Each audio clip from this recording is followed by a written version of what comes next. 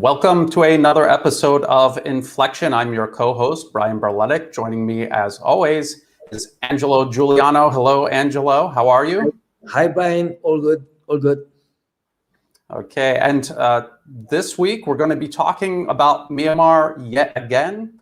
And that's because there's a lot happening there, and nobody else is really going into this in depth. We're going to be talking about how the so-called pro-democracy opposition, who we were told were peaceful protesters, are now bombing and shooting at schools. And we're going to go over all of that. And before we do that, we like to go over one or two news stories. So let's start that right now. The first one I want to go to is this. So you and I, Angelo, we've talked about this growing confrontation between the US and China. And some people might think that it's just political rhetoric coming out of Washington, and they're not really serious about this. They're just trying to put pressure on China. But this is an article from 2020, and I'm going to show everyone how this is continuing till today. This is Marine Times, the Marine Corps Times, and this is: the Corps is axing all of its tank battalions and cutting grunt units. Grunt units means infantry. So they've had tanks for decades and decades, since World War II, at least. And now they have gotten rid of all of their tanks. As a matter of fact, this is a more recent article, April 2021. As tank battalions shut down, dozens of Marines are joining the Army, and others are being reassigned within the Marine Corps, and others are just leaving altogether. So this is something that has already happened. So they're cutting it, and now it's cut. And why did Marine Corps Times say they're doing this? The Corps is making hefty cuts as the Marines plan to make a lighter and faster force to fight across the Pacific to confront a rising China.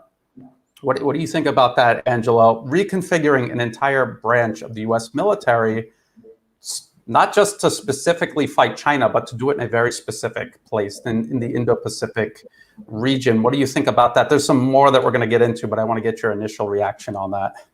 Well, it makes sense. There's a focus now on China. They're actually they're shifting more the focus going from Russia to China. And but I think, again, keep in mind that the strategy of the US is just to make sure that they minimize the loss of American lives. So how do they do that? They are going to try to find mercenaries, the way they did in Syria. You're pouring a lot of money, and you will always find people that are willing to be paid to fight Americans' wars. And they are going to try to get other countries to around in the region, in Southeast Asia, to fight Americans' wars. I mean, ideally, get Taiwan to be in a confrontation with China. So remember one thing: what the US did in the Second World War. They did finance at the beginning Hitler, and then when Hitler was about to win the war, they started financing the other side, the Russians. And so here again, I don't think the US wants to go into a scenario like Vietnam, where there was a lot of loss of lives, and it was the public opinion had shifted completely against the war. I think they try to minimize as much as possible the loss of lives, and they'll get other people to fight their wars. That's kind of a good point. And actually, when you really think about it, they're minimizing. I mean, they're just cutting out entire sections of the Marine Corps. I'm not really sure what their plans are for other branches. I'm going to get into in just a minute what they are planning to replace those tanks and infantry with. But I think the focus on these proxy conflicts and pouring millions and millions into opposition groups all along China's peripheries and also inside China itself, I think this is still very much a part of America's strategy. But let's take a look at this here. As a matter of fact, let's zoom in. And then this was also from last year. Here's the US Marine Corps' plan for sinking Chinese ships with drone missile launchers. So they got rid of the tanks, they got rid of the infantry, and now, well, they reduced the infantry, and now they're giving them these vehicles with these anti-ship missiles. And they're saying The US Marine Corps is getting into this ship killing business. Any new project in development is aimed at making their dreams of harrying the People's Liberation Army Navy a reality. And if you go through here, you're going to see Raytheon, Lockheed Martin, Oshkosh. They're getting all of these contracts to develop these systems. And if we come down here, there is this Marine Corps Requirements and Development Chief, Lieutenant General Eric Smith. This is what he says about the reconfigured Marine Corps. They are mobile and small. They are not looking to grab a piece of ground and sit on it. I'm not looking to block a strait permanently. I'm looking to maneuver. The German concept is Schwerpunkt, which is applying the appropriate amount of pressure and force at the time and place of your choosing to get maximum effect. And then they're talking about herding Chinese ships into contested areas like straits where the Marines can do damage from shore. And this Marine Corps general referencing Schwerpunkt, these German concepts like Schwerpunkt and Blitzkrieg. That's great, yeah. I don't know if Americans like really understand that their senior military leadership are drawing inspiration from Nazi Germany, even though those concepts were developed before the rise of Nazi Germany. Nazi Germany is the one that put it on the map of tacticians and strategists. And by the way, Nazi Germany lost the war. They were good at winning battles. Ultimately, they lost the war. They lost bad. They ceased to exist after the end of World War II. So this is America following in the footsteps of an extinct political project, Nazi Germany, and one of the most abhorrent projects of last century. And think about it. Germany was fighting against the Soviet Union, for example. It was completely outmatched. The Soviet population was many times larger. They had a huge industrial base. Even though they were disorganized in the beginning of the war, the Germans had to go hundreds of miles away from their own borders, deep into the Soviet Union. Their supply lines were overstretched, and eventually their fighting capacity collapsed in the middle of this invasion. And the rest is, as they say, history. And now we see the US thousands of miles from their own shores in the Indo-Pacific region where the US isn't even located. And they want Marines running around with these missiles. They imagine them sinking Chinese ships. Angelo, did you know that China right now has a larger Navy than the US does? Did you know that? Yeah, absolutely. They just, and it's going much faster. I just saw something recently. Every 3 years, the China is building up the equivalent of a France Marine. I mean, it's massive. I don't think that they will attack China directly. I'm just more worried about a blockade, and especially there's the Strait of Malacca. There's 40% of trade, world trade. It is going through the Strait of Malacca. All the trade with Southeast Asia, China, and Korea as well, in Japan. So I think that's the biggest danger. And this is, when you look at the Belt and Road Initiative, which is the Chinese, they thought about this already 20, 15 years ago. They were already planning that, okay, we are going to be the next superpower, and the biggest risk we have is a blockade. And this is how they are going to try to stop China, to contain China. And this is why China is trying to bypass it. There's an Arctic route, there's inland. They tried to do a canal in Thailand, the Kra Canal. So the biggest risk is on navigation. And this is why they are building up this marine. I just want to add up something. A long time ago, before Christophe Colombo, China had was the biggest superpower on the sea. They used to go on a tour with 30,000 people, mariners, people in the marine, just going around Africa. And they stopped that because they didn't have any imperialistic aspiration. They just wanted to do trade.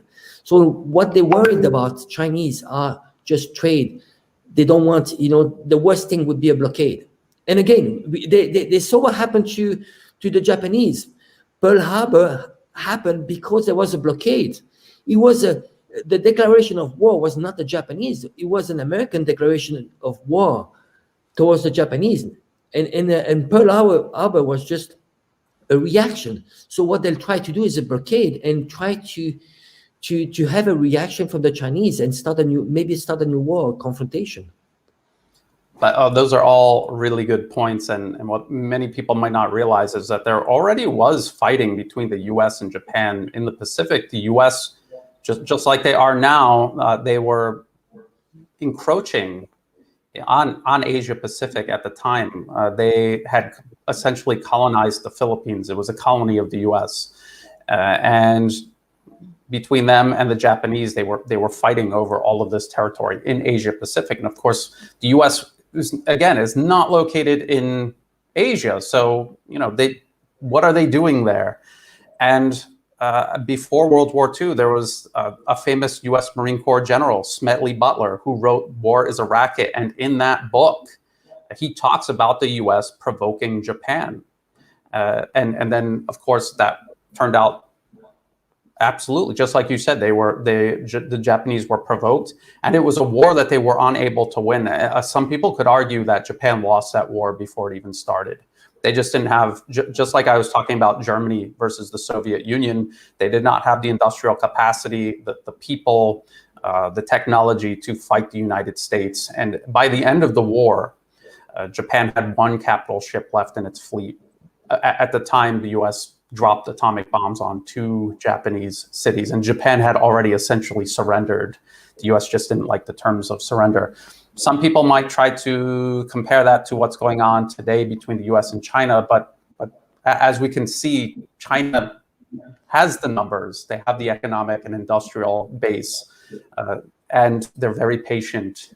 But I was going to go over another article here. I was going to go over this one about Iran sending this ship to Venezuela and the U.S. complaining about it, and Marco Rubio in particular, a warmonger in the U.S. Congress, and he's talking about how this is a good example of why the U.S. shouldn't get back into the U.S.-Iran nuclear deal.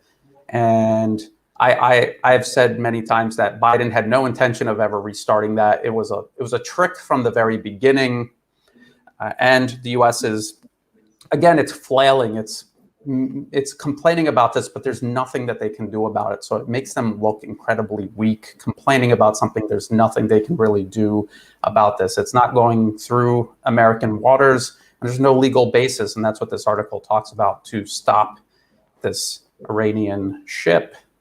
Do you have anything to add to that, Angelo? Well, what Iran is doing is just legitimate. There is a risk of seizing cargoes that are Iran cargoes. So they're just trying to protect their trade. That's all they're doing. So they're not, and you can't attack them. Why would you attack them? Remember, the US has been using the US dollar as a weapon. They're not trading US dollar. They're trading, probably there's a huge trade now between Venezuela and Iran, and they need to protect this port. So they're not very close. They're not going to US waters. So what the US is going all the way to Southeast Asia, because on the pretext of saying, well, we need to protect our trade routes all the way to Southeast Asia. And then you have just one ship from Iran that wants to protect its routes, and it's not going anywhere close to the US, and then they're making a big story. I think it's a small story, and I think Rubio just wants to get exposure. That's all. Yeah, and you're right. That's it's a classic example of U.S. hypocrisy, saying how the seas should be open and free, except for countries that the U.S. says cannot have open, free access to the seas. But going back to the U.S. and China, and as you were saying, blockades. One of the ways China was trying to kind of diversify the pathways, the routes that its goods and people would travel through was through Myanmar, pipelines, a port in southwest Myanmar. And now Myanmar is being completely destabilized. And this has been something ongoing for many years. I've covered it for many years, how the US has been in there with their funded opposition groups, blocking Chinese projects, sabotaging them, attacking them. And now we have this huge political crisis unfolding since February, since the military ousted Aung San Suu Kyi. You and I have talked about in previous episodes about just how it wasn't even a client regime. It was a mask. It was a mask with people from Myanmar, and ultimately there were literally foreigners running Myanmar policy under the government of Aung San Suu Kyi, Australian and British citizens, US aid, George Soros's Open Society, practically running the country. And this is why the military had to take over. Today we are going to talk about just what's happening in Myanmar. And I predicted it as soon as it happened because I was watching the violent protests here in Thailand. I remember in 2011, the Arab Spring, how that was from the very beginning, obviously US engineered. And the violence, the Western media tried to cover up until it was a war. It was a war with tanks and missiles and machine guns. And then they finally admitted that, oh yeah, maybe the opposition is armed. And the exact same thing happened in Myanmar. Now it is out of control. Let's go over these headlines and we'll see just how the Western media is still trying to spin it, even with open admissions from the opposition that they're the ones behind this. This terrorism is now terrorism. So this is from Voice of America, US State Department media. Myanmar hit by more than 300 bombing attacks since February 1st coup. And it says down here, in the 4 months since the February 1st military takeover, cities across Myanmar have been rocked by more than 300 bomb blasts. And the ruling junta and its opponents are trading blame over the explosions and the rising death toll, sources in the country say. The trading of blame it's not even true, because the opposition openly admits that they're doing this. And I'm going to show another US-funded source admitting this. But if we go through here, they're talking about how it's schools. So this is number 6 high school in northwestern Sangang region.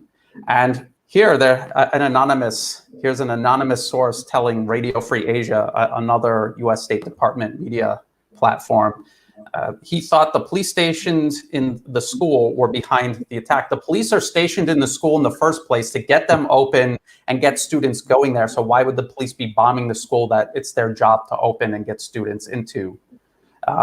Crazy. It's just completely crazy. Angelo, yes. Who would believe that? I mean, who would believe that the military are putting bombs? Why would you put bombs on the first place? I mean, again, and the wording used. I mean, if it was a single bomb in Israel put by a Palestinian, it would be terrorism. Here you have 300 bombs over a short period since February, and they're not calling this terrorism. Again, exactly. To who? What would be the purpose of doing something like this from the military? You know, it's just ridiculous. But it's good. You know, I think it's good. I think if people have a minimum of brain here, they would see that it's just obvious. It's just obvious. There's one side, and I think this is the, you know, there are several stages when you're mounting towards a civil war. Here is that it's frightening the population, and they want people to take side too. This is the stage where they want to say, okay, they want to politicize people. Keep in mind that 90% of people usually in any society is not politicized, is not radical. You know, there's a minority which is radical, which is very politicized. And here what they're trying to do is that they want to tell people, okay, which side are you? If you are not with us, you are against us. And that's the same I experienced in Hong Kong. In Hong Kong, they forced shops. You know, they started to go to the shops and saying, oh, are you yellow? Or are you blue side? And this is how you further politicize and you create the divide. Now it's about dividing people and creating fear, you know. And there's a boycott. They don't want kids to go to school, and they want to show, maybe to try to show this way that, oh, you see, there's maybe 50% of kids that are not going to school, meaning that 50% of the population is supporting this movement. It's not true. Right now, there's 75% of kids that are going to school. But again, 25% are not going to school because of fear, because of terrorism. And this is what they call the peaceful. They've been calling this a peaceful opposition. It's not. Those are terrorists. Absolutely. And just like you were saying, your experience in Hong Kong, my experience here in Thailand, the various US-backed protests over the years, and including the most recent one, that's what they did. They went out, and if you weren't on their side, even if you were trying to remain completely uninvolved in politics, they would threaten you, they would harass you. And this is exactly what they said they were going to do in Myanmar. And I'm going to show that. So here you have, let's go back to here. Here they say both sides suspected. No, they're not. No, they're not. This is just Voice of America, a US State Department propaganda, trying to sow seeds of doubt regarding the violence and terrorism being carried out by an opposition movement the US government has built up over decades now, and is funding and wants back in power right now. And they did the exact same thing with Libya and Syria. Literally Al-Qaeda and ISIS running around murdering people, and they were trying to pass them off as peaceful pro-democracy protesters that were the victims of dictatorships. Not true. So here's another article. This is from Myanmar Now. And I've pointed out many times in the past, Myanmar Now is funded by the National Endowment for Democracy, the US government's funding arm for opposition all around the world. As spats of killings continues, anti-junta forces warn of more to come. So right in the headline, the opposition, the anti-junta forces say there's going to be more killings. So this was them going around murdering any politician that was not on their side. They're assembling death squads and hunting these people down.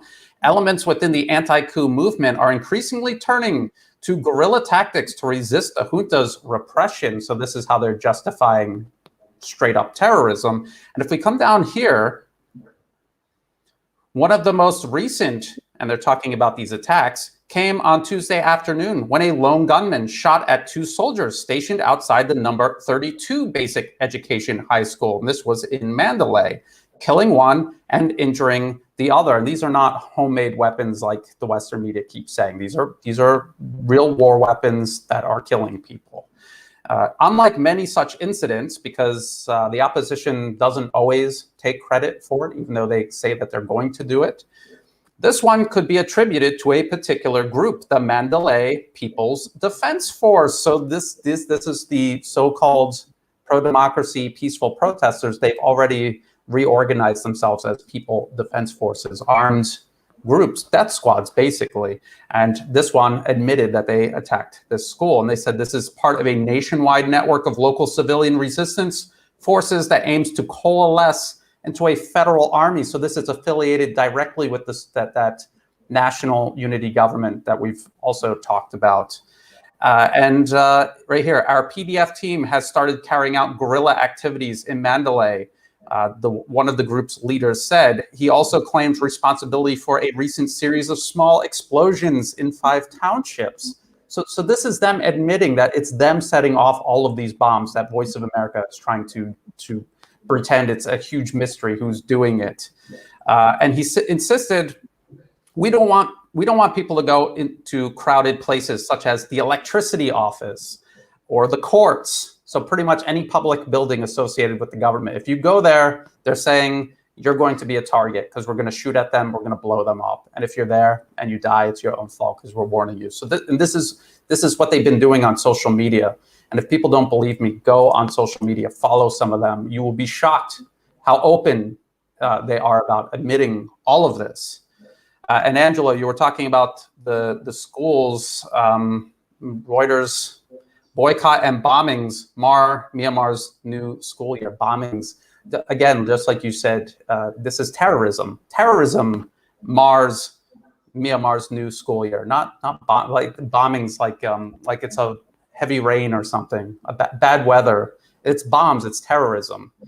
And they talk about here, they said no more than a quarter of Myanmar's more than 12 million pupils enrolled for the new school year amid a protest boycott against military rule and in the wake of a series of bombings. Now, I think some of these people are boycotting the school because they're part of the protest. But I think many more of them are not going to school because they're afraid of dying, because the schools are being shot at and blown up. And the opposition is clearly behind this. They admitted that they're behind this.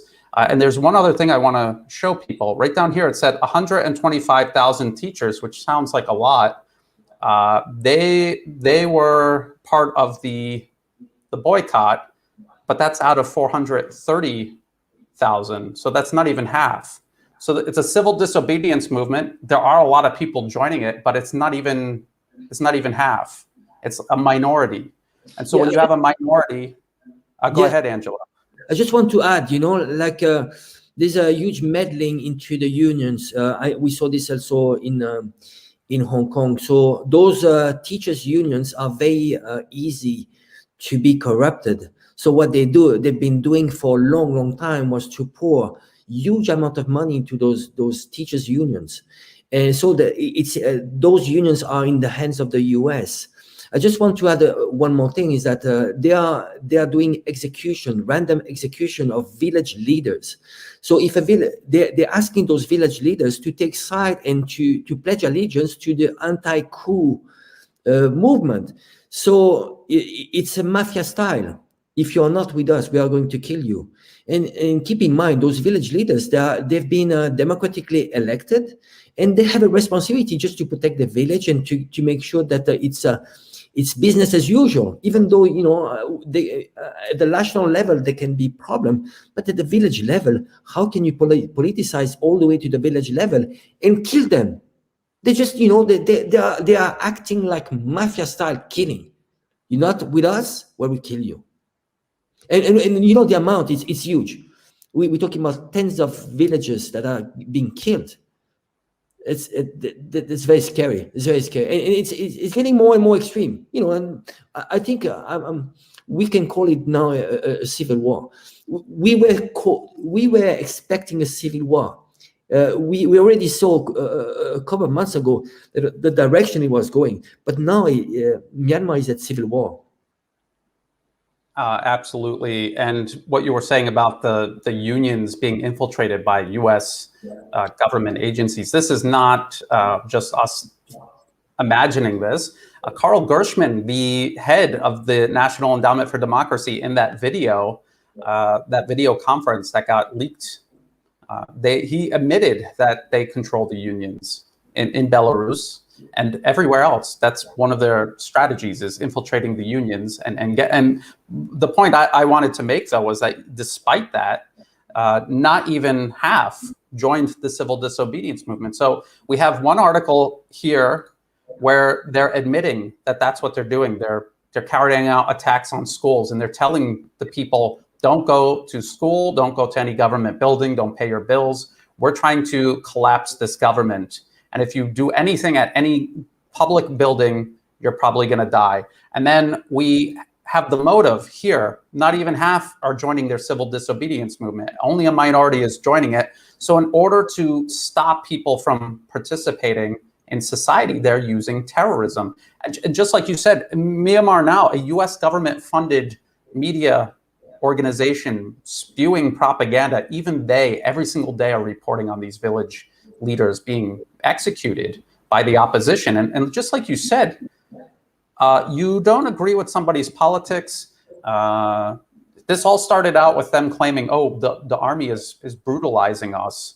They're killing us, so we have to get arms and fight back. But this isn't them fighting back against armed aggression. This is them hunting people down and murdering them. Politicians who are not threatening them physically.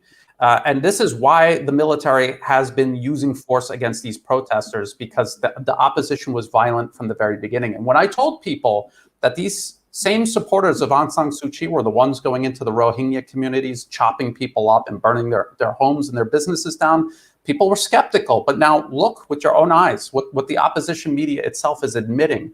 They are carrying out terrorism, not just against government buildings, but against schools. Let's see if it's it's in this one, the Reuters article. Teachers uniform. Go ahead, Angelo. Yes, maybe expect those figures that come from Myanmar Now all US-backed media to be inflated. They call it. They talk about 125,000. It's probably less. You know, Yes. they talk about now the figure of people being killed. They talk about 800-900. The official figure is around between 200 to 300. You know, there's always inflated numbers. You know, it's always in their favor. Yes, and even their inflated numbers still shows us that it's not even half of the population getting involved with their civil disobedience movement. This part right here says a lot.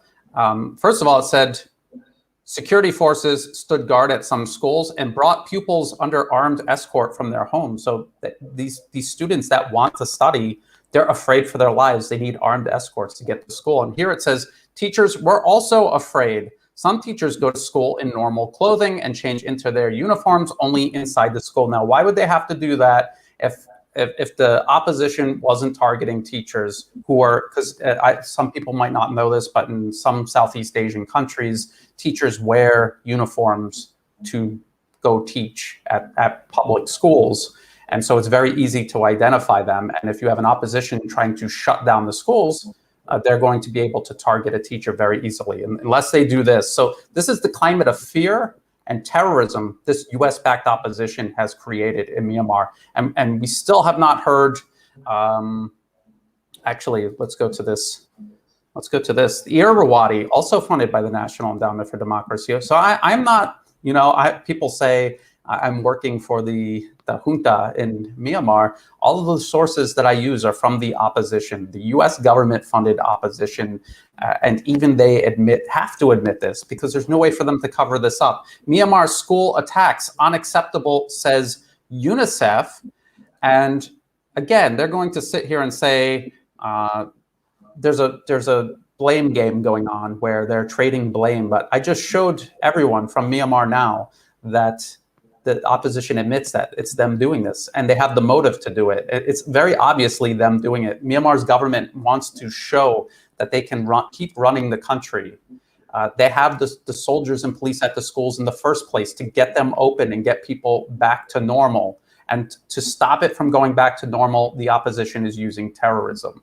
And so here is UNICEF condemning it. What about Human Rights Watch? What about Amnesty International? If you go to their websites for Myanmar, you're going to notice that there's literally nothing at all about the school bombings. And Angelo, you pointed this out to me. As a matter of fact, you're the one that caught this news story. And this was 1 or 2 weeks ago when you told me this. And we saw US State Department funded media platforms saying that this has been going on since February, and it's been hundreds of bombings. So how is Amnesty Now, or Amnesty International and Human Rights Watch, how are they not picking up on this? Why are they not talking about this? Especially if there was any evidence at all that Myanmar's military was doing this to frame the opposition, wouldn't they have said something?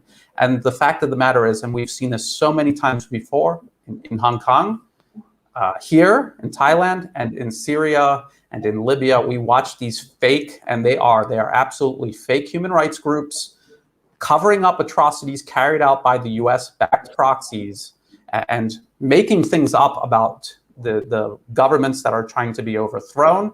And this is the role that they serve, controlling information and smoothing over things like this, or just not mentioning them at all. Angelo, what do you think about that? Are you surprised that Human Rights Watch and No, I'm not surprised.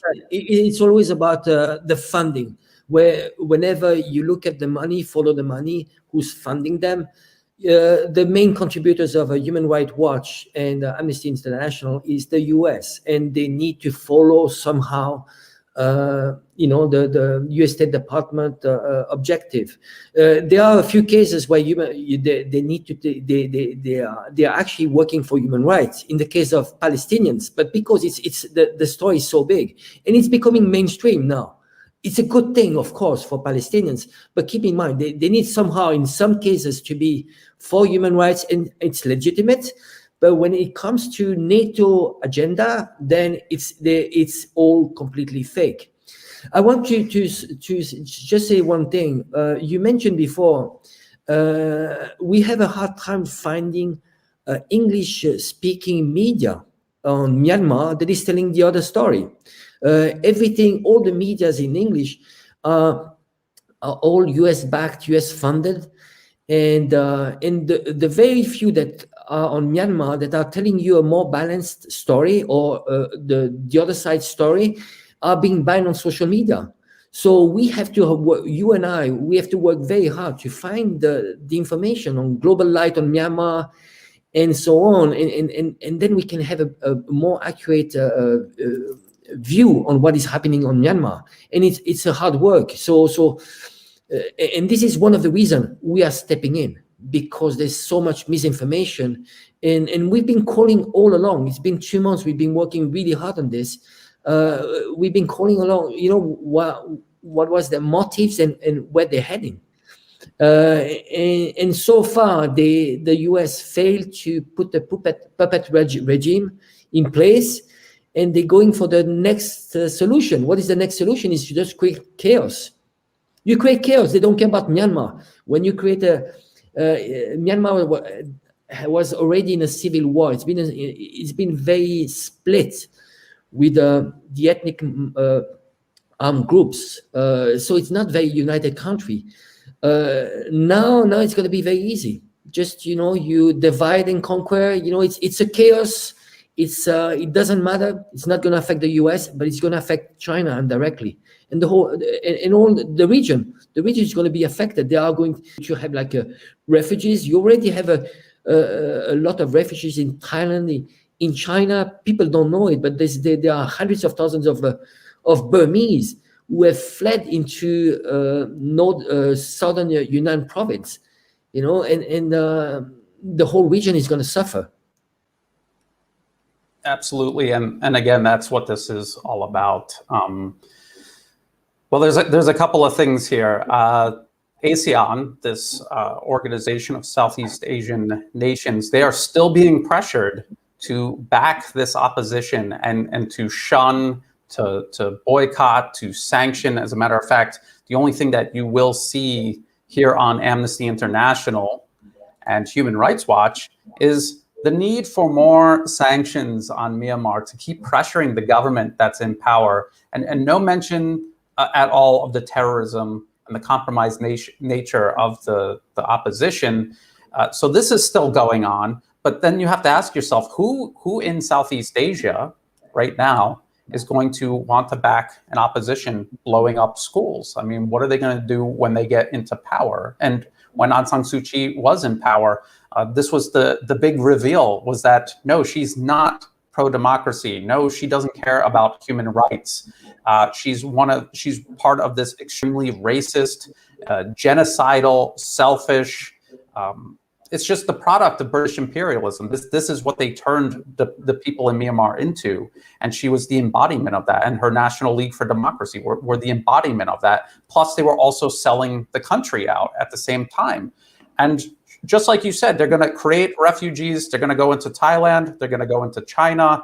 That is the whole goal. They're trying to undermine and destabilize Thailand. And so sending refugees into Thailand only helps that goal. The US goal is to destabilize all of Southeast Asia, to either coerce the region into cutting ties with China or to destabilize it so badly that the ties are irrelevant. They don't help China in its continued rise, economically in the region and around the globe. That's what all of this is about, and that goes back to the first story we covered today, where the U.S. is reconfiguring its entire military specifically to surround China and to antagonize China and the threat, just like you said, of blockade. So that's what they're doing in Myanmar. They're trying to wreck the entire country, ruin all of these projects China was working on for infrastructure, would have helped unite the people there and move the country forward.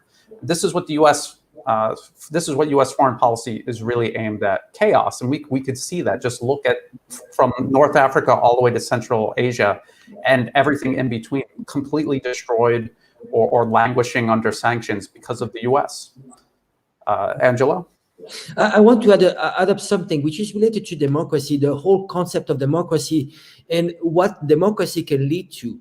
So basically, democracy, you can have some cases where you have 51% of people that are ruling over 49% of people. So it's what we call the mob rule.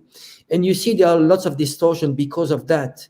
Distortion like the example of Myanmar, you can have a minority of Burmese ethnic against, I would say Buddhists against Muslims. So you see, you have the minority which will never be represented. You have in Israel, Arab Israeli, they will be never represented because the vote is Arabs against Jewish. You have in India a racist government now, which is oppressing the Muslims because it's the mob rule. You have more Hindus, and the Hindus are voting for Hindus, but not for Muslims. So you have all those distortions. It's very dangerous, and this is why sometimes you need to have a solid, at least a constitution, or maybe a king or a uniting force. So right now, why are we somehow kind of siding more for the military? It's because that is the only institution right now in Myanmar that can bring Myanmar together and avoid civil war and avoid balkanization. But keep in mind that, again, this democracy concept, it works under many, many preconditions. Preconditions are no money interference, no foreign interference, a certain level of maturity and education in people, and a protection of all the minorities within a country. So it requires a high level of maturity. So in trying to impose democracy upon certain countries, it's asking for civil war. And again, Myanmar, when during the last elections, was still under civil war. Unofficially, it's a very divided country. So asking and trying to force upon Myanmar a democracy at this stage was just ridiculous. Absolutely. And it has to be said over and over and over again that democracy is a process of self-determination. So if there is any foreign interference, it is not a democracy. It is not the people of Myanmar determining anything about their future. Everything is being determined in Washington. And again, going back to Aung San Suu Kyi, those foreign advisors, they were practically running the country with just her as a figurehead. And the National League for Democracy, I've gone over how many of the prominent members there and now part of this fake national unity government, how each and every one of them had their own personal project that the US government was funding, that they were drawn from and put into that government under Aung San Suu Kyi and now under the national unity government. That's not democracy at all. And all of the examples that you picked, Angelo, these were all countries that were colonies or the product of Western imperialism. And that's the name of the game, divide and conquer. And elections is just one more way that they can help energize that process of divide and conquer. So democracy and elections, these are supposed to be ways of resolving and making decisions. And instead, it has just been a way to amplify these fault lines, these ethnic, racist, religious fault lines that are purposefully created and exploited for this divide and conquer. You have anything else to add, Angelo? I think we're... I just want to add a few more informations about the trial of Aung San Suu Kyi. So there are some evidence of corruption. I mean, some serious corruption of the whole government of Aung San Suu Kyi. And I think the Western media is being a bit mute on this. We are the only one just exposing this corruption, the meddling, all of this. There are lots of things coming out, and the Western media are not protecting much Aung San Suu Kyi because they don't have much in their hands. There are lots of cases that are going against Aung San Suu Kyi. And so I think they're just going to dump her, I think. Possibly. And one of the comments that I keep seeing over and over again by people who support this opposition in Myanmar, oh, so you're for the army shooting peaceful protesters in the head, and this is why we have to keep doing episodes like this. We have to show that even the opposition media is admitting that the opposition is attacking schools, threatening teachers and students, killing people, hunting people down and murdering them. This is why the military and the police are shooting back. I'm not for any military arbitrarily killing people in their country, obviously, but that's not what's happening in Myanmar. As I said, the government that was thrown out of power was a product of foreign intervention. The military's job is to preserve the nation's sovereignty. That's what they did by ousting Aung San Suu Kyi, arresting her foreign advisors, uprooting these foreign agencies and their interference in the country. And then when the opposition came out onto the streets, they did so violently, and the police and the military are duty bound to restore order. And if that requires the use of force, because force is being used against them, that's what happens. That's why you probably shouldn't go out into the streets and fight with the military or police unless you're prepared for that.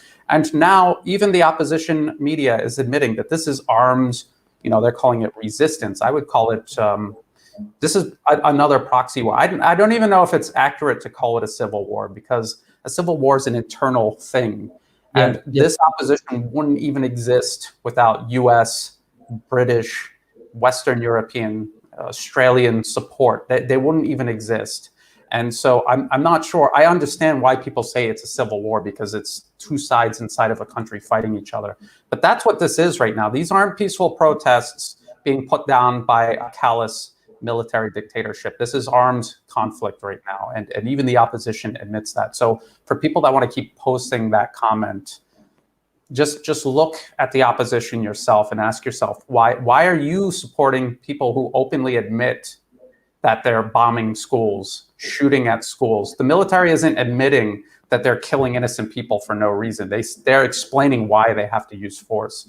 The opposition is saying they're attacking schools. So these people who are still supporting the opposition in Myanmar, ask yourself, why are you supporting people attacking schools, sending out death squads to kill opposition politicians? Why do they support that? And I think it's a kind of a depressing point to leave this. Next week, we might talk about Myanmar more if there's further developments, or we might find another topic. But the reason we keep touching on Myanmar is just as you said, Angelo. Nobody else is covering it. You did mention the global light. Global Light from Myanmar. Yeah, this is the government newspaper, right, Angelo? Yes, it's government newspaper, and it's more balanced. We get some information that we don't get anywhere else. It's very violent, bombs. The level of aggression is extreme. And keep in mind, dead people, it's probably half and half. It's for one protester, there's a one military or one policeman being killed. So it's both sides. And what's interesting is if you do read that newspaper, the government's newspaper, and then you read Myanmar Now, which is an opposition newspaper funded by the US government, look at where they agree that the opposition is violent, that they're carrying out attacks on schools. The government said the opposition is attacking schools. The opposition media says the opposition is attacking schools. So there's certain things that are just undeniable at this point. So I think we've established that very well, but we have to keep repeating it because nobody else is picking up on this, not yet. And we'll just have to keep an eye on this. So thank you very much again, Angelo, for joining me. Thank you. We'll see you again next week. Thank you everyone for tuning in and supporting us. I really appreciate it, and we will see you again next week. Bye for now.